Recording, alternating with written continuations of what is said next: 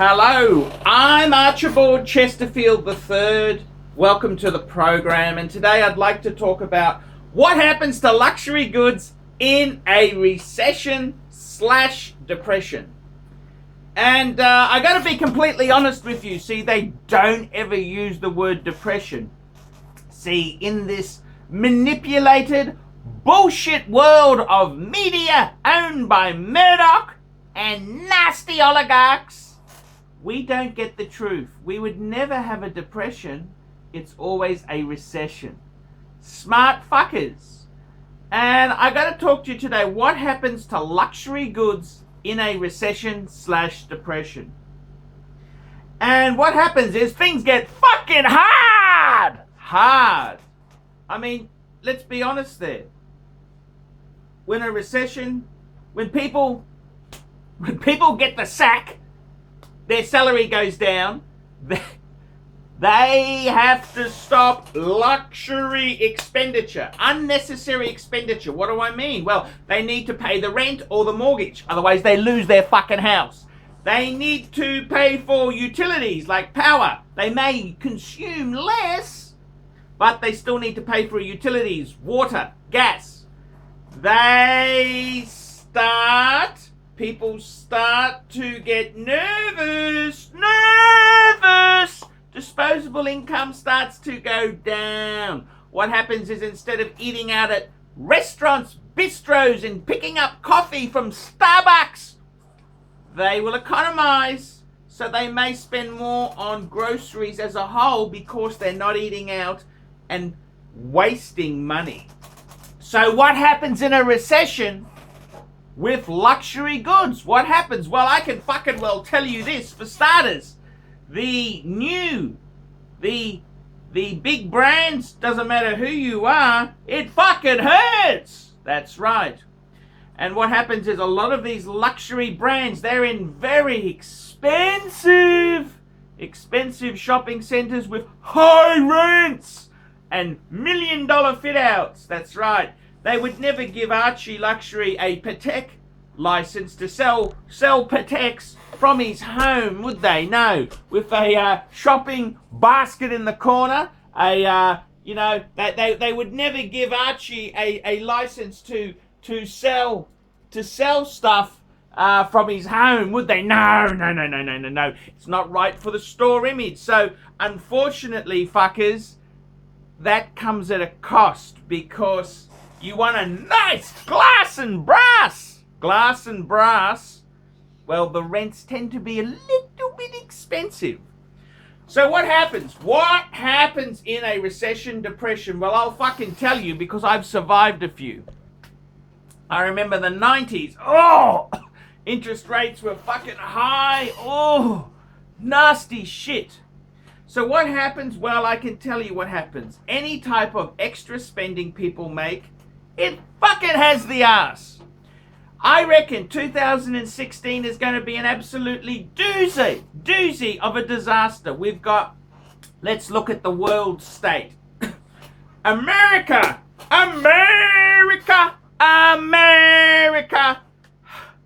We've got problems in America. Obama didn't work it out. We got problems in America. The economy isn't super strong. We have got huge problems in Europe. We've got refugee problems. We've got so many bad things happening. Greece, we've got Portugal, Spain. Let's see if they can ride it through. Let's see what happens there. We've got, then we've got UK is soft. We've got Australia. Welcome to Australia. Yes, well, we've had the mining collapse. We're a country that digs shit out of the backyard and sells it to China. We've had resources plummet. Oil and gas, minerals, iron ore, it's all bad. Yes, even my good friend, where is he? Mr. Palmer. Mr. Palmer. he's had to close down his Queensland nickel operation because nickel is at a record low. It's in administration. So what happens to luxury goods there? What happens? What happens? It's scary. People who have... I gotta be honest with you. Many recessions ago, I decided to start a second-hand pawn business. I wanted to buy goods from people who were high-end achievers. And the reality is, a high-end person who has, say, a Patek or a Rolex, solid gold Rolex, well, he doesn't need $10,000 to $20,000 to $30,000. He needs $100,000 to $100,000 to $500,000 fucking dollars.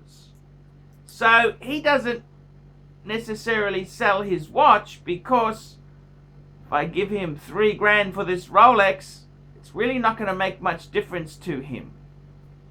He needs a fuckload of money. So I didn't really see some bargains on the second-hand field there. Sure, if you've got a business buying and selling second-hand, you may have schmucks who come in, but generally speaking, the type of people who have Pateks, who have high-end luxury goods, they need a lot of money. Okay. For them, it's better off to hide that, squirrel that away in a bank safety deposit box under someone else's name and get it later. Get it once they've rebounded.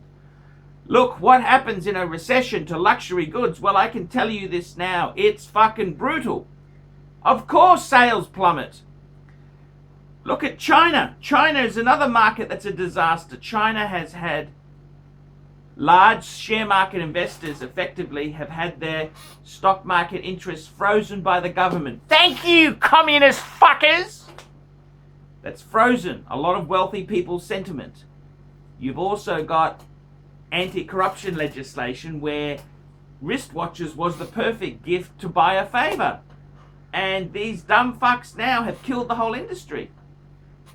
The number of watches they give as gifts has fallen. So, of course, the makers, the retailers in Hong Kong, China, and Asia are fucking hurting. It is fucking tight. Money is very tight.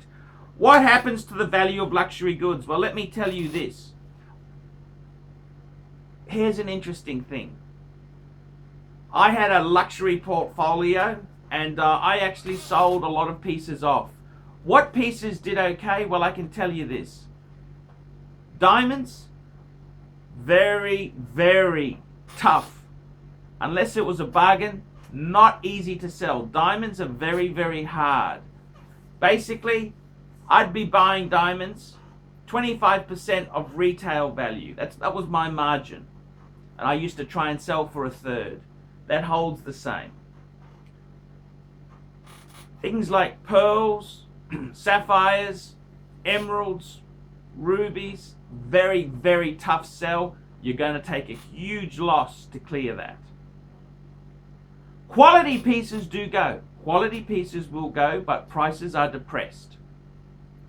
Gold is the big up. Anything gold tends to do okay. And I had a number of... I always bought my gold basically at scrap. So as the gold price has tripled, gold actually turned out to be pretty damn good. So gold has actually been the big surprise. Luxury watches, what's the go? Well, I gotta tell you, you buy the iconic, you buy Rolex, Patek, Steel Omega Sports, you'll be okay. Their price is very firm. Where you lose is by buying dog shit. Dog shit like Bell & Ross, Brumont, Bulgari, brands like that which are soft at the best of times. Those watches virtually 20 cents in the dollar. That's what that you can get for that sort of stuff. It's very, very tough. That is the shit that nobody wants. Okay? That is the shit nobody fucking wants. So my advice is with luxury goods, I've always said buy the iconic models. People keep saying to me, Archie only recommends such boring pieces. Well, that's because that's the ones that retain value. You buy an Omega Speedmaster Man on the Moon, what? You'll always get $2.5, $3 for it. A Rolex Datejust Sapphire, or even a plastic one, you'll always get a good chunk of. Everyone wants a fucking Rolex. Everyone wants a sports steel Rolex. Submariners, GMTs, Explorer 2s. Well, Explorer 2s are a bit soft, but you know what I'm saying. That genre, Rolex steel sports. You're not going to take a huge loss. Provided you didn't buy fucking retail to start with. You donkeys out there, you stupid fuckers who've gone out and bought retail, well, fuck me dead. Armageddon is coming. I never told you cunts to buy new. You fucking morons who said to me, I want virginal pieces no one else has owned before. Well, you pussies. You are the cunts who don't have any savings, aren't you? You don't have any fallback position. Your job was your fallback position. Well, you stupid fuckers, that wasn't smart. Iconic models. Okay? Iconic models aren't too bad. Reverso, ArchieLuxury Reverso. I wouldn't be buying new. Don't buy new. Gotta buy good value.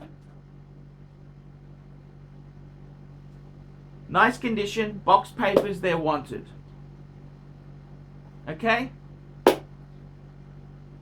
Nice condition, they're wanted. You buy things new, retail, well, you're going to take a fucking bath, Baba.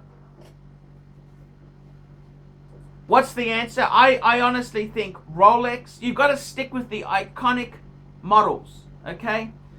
Patek, what's going to happen with Patek? Well, Patek has always been, I've owned a few Pateks. Price it cheap, it'll sell.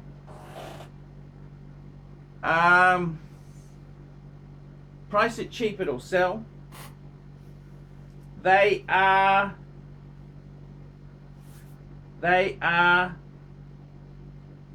pretty good. Patek sells.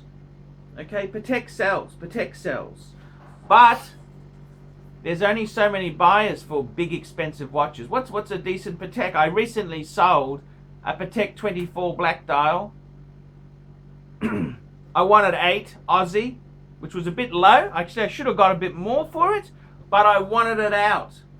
Dealer said to me, instead of consigning it at 8, he said to me, 7.6 cash on the knocker, goodbye. And I thought, fuck, it didn't have papers. Get rid of the fucking thing. Calatravas, any of those Pateks, I think the simpler ones are better, okay, because you're getting into complications. They're a lot of money. You're limiting your market. Let's be honest. $5,000 mark, you people will pay. 5 to 10, that next line there, ooh, the numbers drop off. 10 to 15, dropping off. 15 to 20, dropping off. 20,000 plus, you can count the buyers on one hand. There's less buyers. So it's still a nice item, but they're hard to sell. So my honest advice to you is, when times get tough, always stick to the icons. That's what the smart money does. I think 2016, are we going to have recession? Well, the media won't let us have a recession. Do you understand? It is all rigged. It's a rigged game. It's rigged. It is rigged. So they'll stage it so it doesn't actually appear as bad as it is. So my honest advice to you would be to stick with iconic models. Okay? I would say Rolex Steel Sports, Rolex Datejust, two tones, solid golds if you're buying used. Omega Steel Sports, don't buy new, you want to buy used.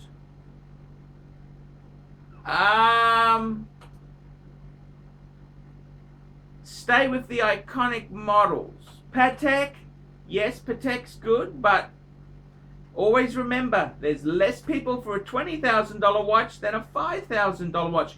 If you had 4 steel pieces, say you had a Submariner no date, a Explorer 2, a steel Datejust, and say a Omega Speedmaster Man on the Moon, 4 pieces, compared to one Patek, those 4 would go out the door. One Patek, harder to shift. You've got to find the right buyer. So there you go. Bit of advice for this recession, but don't worry. They're going to stage manage it in 2016. Sure, there'll be collapses, but it's all staged through media manipulation. They control it, fuckers. Yes, it's all a scam. It is. This would normally be a depression, but manipulation of the media and outside interests will make sure that you people at home don't experience it. It's all trickery and mirrors and smoke and mirrors there. So sit back and enjoy the show. I'm Archibald Chesterfield III. Tell me what you fuckers think of that. Nice one, Archie. Great vid. Don't talk about this secret media stuff, otherwise you might find yourself off YouTube.